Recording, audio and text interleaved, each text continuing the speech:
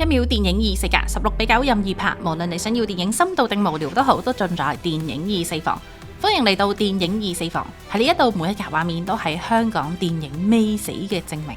究竟當個制度要我哋跳掣嘅時候，我哋可唔可以做翻一個人呢？大家好，我係許君。如果你哋都想用創作人嘅視角去了解唔同嘅電影，歡迎 subscribe 我哋，咁嚟緊就可以同你哋一齊探索更多電影嘅無限可能啦。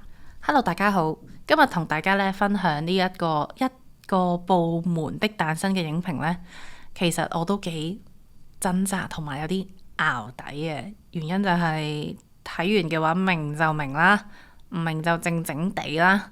即係如果我講得太深入去分析呢，我驚又會觸動咗某啲人嘅神經啦。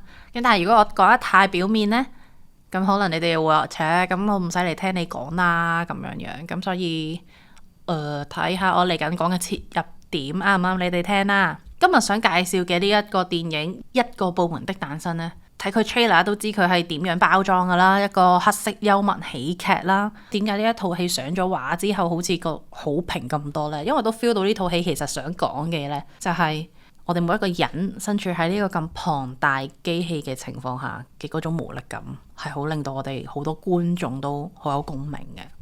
咁我哋都簡單講下呢一套戲嘅故事大綱啦。簡單啲嚟講，兩隻字啫，cut台。咁究竟點解 cut台都可以轉化成為一個故事，甚至係一個電影呢？即係好大原因就係因為佢來自一件真人真事啦。咁呢個我哋陣間會再講嘅。即係我哋好多時寫劇本都話要寫一個正派，然後寫一個奸角反派咁樣樣。咁究竟喺呢一套戲入面，你哋有冇諗過真正嘅反派係邊一個呢？即係一開始可能係以為白紙，即係佢教阿謝永欣記住要冷漠啲。總之呢樣嘢唔係我跟開嘅呢一個態度，係咪就係佢就係奸角呢？點知去到後面，原來仲有個阿倫仲奸喎。然後你以為阿倫就係個罪魁禍首咩？點知唔係喎。疑似 Big Boss 好似係謝君豪，但係謝君豪係咪又係最終極嗰個 Big Boss 呢？諗深一層，又真係未必係嘅喎。即係乜嘢嘢推使到謝君豪會有一個咁樣嘅價值觀，去咁樣去營運呢間公司呢？會唔會真係背後嗰件事先係令到成個制度變成咁樣呢？即係呢一個其實好值得我哋慢慢一層一層去諗嘅。所以啦，呢一套戲其實冇一個特別嘅奸角，而佢最壞嗰樣嘢，主角要對抗嗰一樣嘢，其實就係制度咯。咁其實呢個導演都接受一啲訪問嘅時候都有講過，佢個粒掣，即係佢個電影入面有個道具掣啦，就係有幾個 symbolic meaning 嘅。咁我睇完之後都覺得呢個掣其實有3個意思啦。第一個就係你情感嘅 shut down 啦，即係好似一開始白紙同謝永欣講嘅嗰番説話啦，即係你做得客服俾人啲係正常噶啦，咁唔想 hard feeling， 撳個掣熄咗你嘅情感去就 OK 啦。咁但係第二個掣呢，就係調翻轉啦，就係情感嘅爆發啊，即係簡稱跳掣啊。咁喺呢套戲入面，其實唔同角色都會有唔同嘅跳掣情況啦。咁我哋陣間可以再補充。而當然啦，最明顯定係唔算明顯啊嘅掣就係制度咯。所以當一個制度建立起嚟嘅時候呢，其實佢嘅目的就係想自我運作同埋自我膨脹㗎啫。即係喺個電影入面，公司為咗最大利益嘅時候呢，其實就製造咗好多無謂嘅規矩啦，好多無謂嘅審查啦，好多關卡要過啦。咁所以入面嘅每一個人，無論係即係啲星斗市民啊，定係喺入面做嘢嘅員工呢，其實無論初入去嘅時候幾有初衷，或者掟呢一個台嘅時候，其實有幾有原因都好，都慢慢會磨蝕晒呢啲嘢。即係我諗喺呢個社會環境，大家都面對緊差唔多嘅事情啊。咁所以令我哋恐懼嘅，其實係咪一啲指定嘅執法者呢？定係其實背後嗰個極度巨大、冰冷、不可撼動嘅制度呢？作為平民百姓，每一日其實都經歷緊一樣嘅嘢嘅時候，再睇呢個電影係極之有共鳴啊！即係姑勿論佢係咪改編自當時嘅一個真人真事啦，咁但係依家我哋 everyday 發生緊嘅嘢，係啊，都一樣咁荒謬㗎咋。好啦，咁我哋講翻個故事啦。咁點解我哋觀眾可以咁快覺得呢個開心電視係咁撲街？因為我哋好明顯知佢 refer 緊找大福，好明顯 refer 緊呢個有線電視啦。我唔知我呢條片出街嘅時候佢改咗名未？咁究竟呢個 cut 有線有幾難呢？我哋 Wiki 望下啦。首先，2002年有個有線嘅 sales sell 咗一個弱聽同失明嘅老人家，訛稱咧係免費1蚊都唔使收，咁佢只要簽約咧就可以安裝。好明顯啦，後來呢個老人家咧就收到85蚊嘅賬單，就知道俾人呃咗啦。2007年有一個老人家就被有線咧強迫續約，個 sales 就同佢講58蚊咧一個月咧，其實超級多台可以睇噶，唔申請就真係可惜啦。點知個阿伯咧申請完之後咧就發現咧就係可以睇澳門、深圳、珠海同京劇，然後佢就勁無奈啊。好似又係2007年，有個單親媽媽咧就話有線咧無理自動續約咗，而且佢嗰個套票咧係相對貴啊，係要300幾蚊嘅。然後佢就打個熱線上 cut 台，打咗好耐都唔得，足足打咗2個月，幾經艱辛咧終於接通，點知對方咧竟然屈佢話係佢自動續約，然後佢就覺得勁無奈啊。2007年啦，話呢個真係經典。2007年咧有個媒體咧就發現有個有線嘅用戶自殺身亡，咁但係死亡現場因為冇身份證啦，咁所以當初佢嗰張屍體埋葬紙咧就係由死因裁判官咧手寫嘅。咁其實喺其他銀行啊、公共機構已經接納咗呢張埋葬紙，但係竟然有線係唔承認呢個埋葬紙，拒絕終止合約得嚟，仲要求死者家屬繼續幫佢交月費咯。係咪好過分啊？咁呢件事係2007年嘅，咁當然啦，護士實發生喺2014年啦。咁當然07至14之間，絕對係有更多呢啲不公義嘅事發生啦。咁但係可能 Wiki 就冇詳細咁寫，咁所以啦，嚟到重中之重啦。2014年9月22號上晝11點，有一個19歲讀港專2年級嘅男仔咧，就拎住開山刀同生果刀闖入咗荃灣有線電視大樓，因為合約嘅問題咧，就話要揾有線嘅高層，咁保安唔俾佢入啦，於是佢就斬傷咗保安嘅手同頭部。然後警方大概喺12點半咧就將個疑犯拘捕啦，由救護車送院。於是有線電視就發表聲明，表示深感震驚。事後有線電視嘅網站咧就終於新增咗終止服務嘅呢個選項，方便需要終止合約嘅客戶。於是一個部門就係咁樣誕生啦。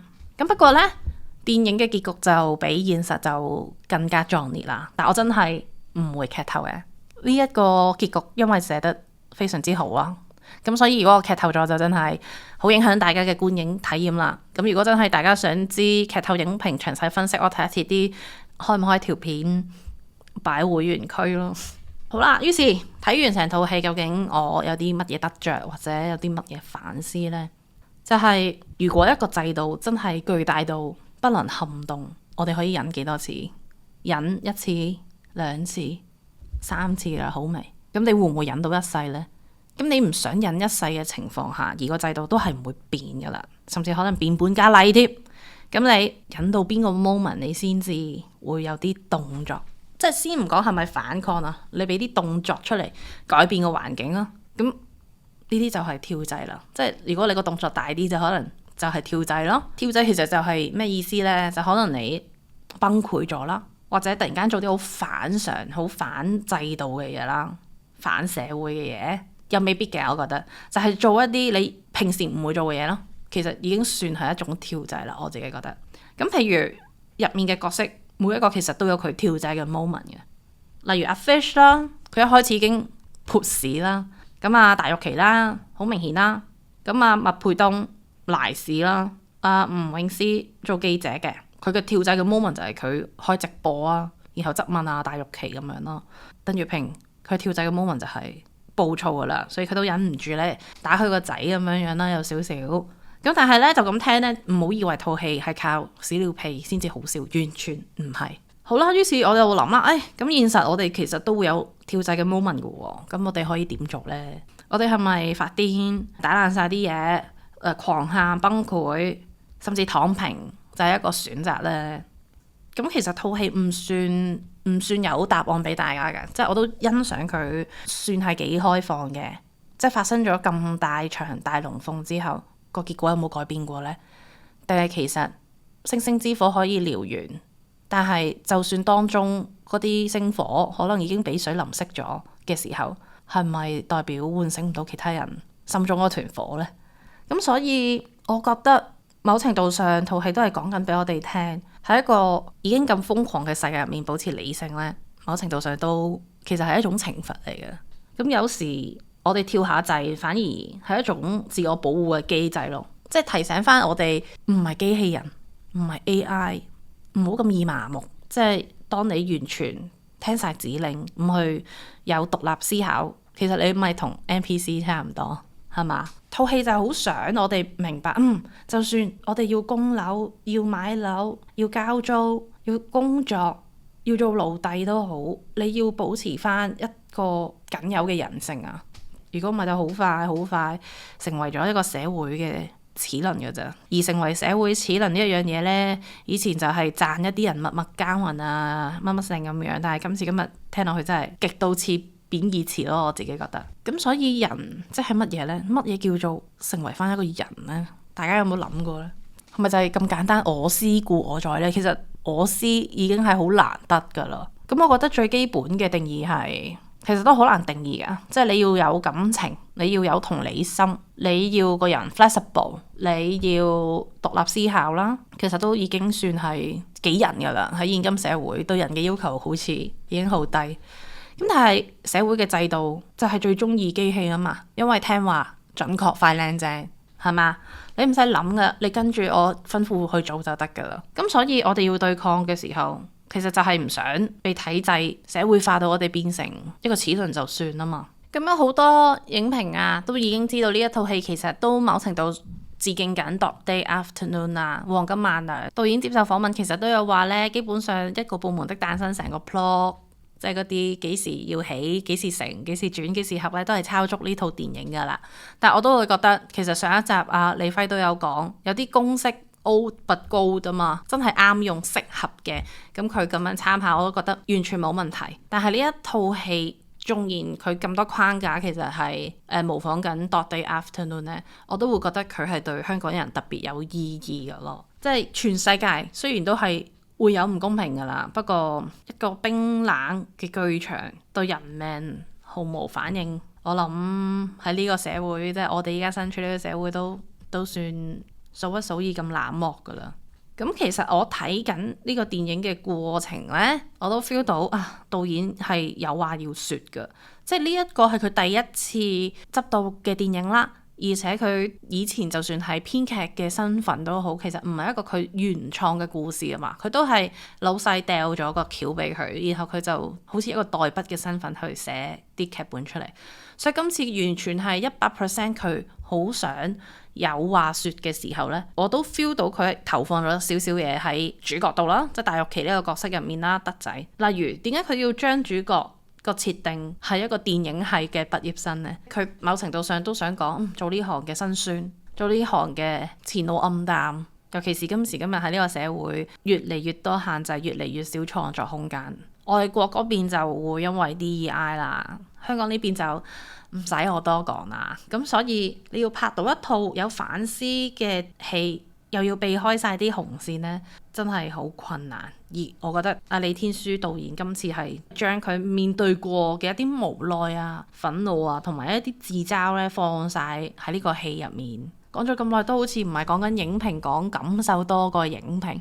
但係一個好嘅電影其實就係不停要我哋反思啫嘛。即係你要我分析佢入面好 technical 嘅嘢，有嘅啫，有啲位剪接唔係咁順咯。咁後來我知道佢有好多場口其實拍咗，不過可能時限問題 cut 咗啦，即係有好多人見到演員單原來仲有肥腸喎，仲有幾個演員喎，不過消失咗，咁可能就係因為咁樣而 cut 走咗啦。咁但係技術上都有好嘅地方嘅，譬如佢拉尾嘅配樂呢，其實用咗一個 Happy Birthday 嘅小調版，我覺得好鬼正，即係 Happy Birthday represent 緊啲乜嘢嘢，而小調版即係如果識少少音樂嘅人都會明 Happy Birthday 誕生啊，咁你將佢變成小調就會係另外一個意思啦。咁呢招都高嘅，我覺得係有佢嘅心思喺入面嘅。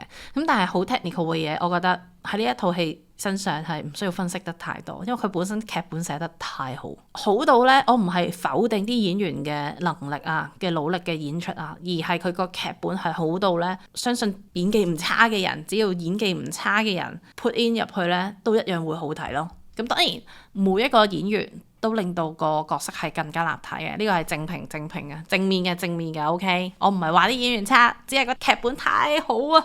咁所以今時今日喺香港睇到一個好似一個部門的誕生呢一種咁有諷刺意味又同時咁高水準嘅電影呢，真係一件好奢侈嘅事嚟㗎啦。咁正因為呢一套電影嘅罕見呢，我哋更加要去珍惜啦，去討論啦，去支持啦。俾人知道佢嘅存在啦。咁所以罕見但也許還有香港電影。咁如果有啲乜嘢想同我講，記住喺樓下 CLS 留言話俾我知啦。下次見，拜拜。